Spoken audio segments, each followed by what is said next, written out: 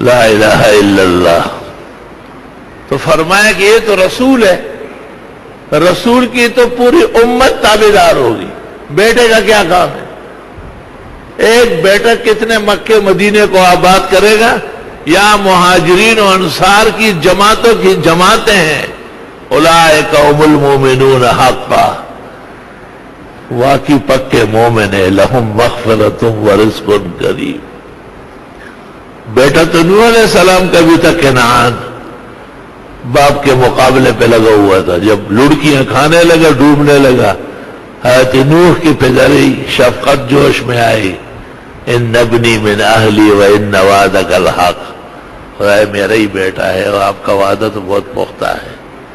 وانت احکم الحاکمین، تھوڑا خراب ہے، ٹیڑھا ہے، بچائی دو، تجھ سے کون پوچھتا ہے؟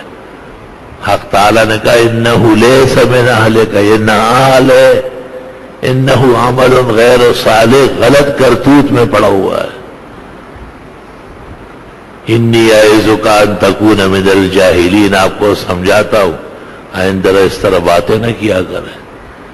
حدیث میں ہے قیامت کے میدان میں بھی نوح علیہ السلام خوف محسوس کریں گے کہ میں نے ایک کافر بیٹے کی کیوں سفارش کی. حق تعالیٰ پوچھ نہ لے مجھ سے.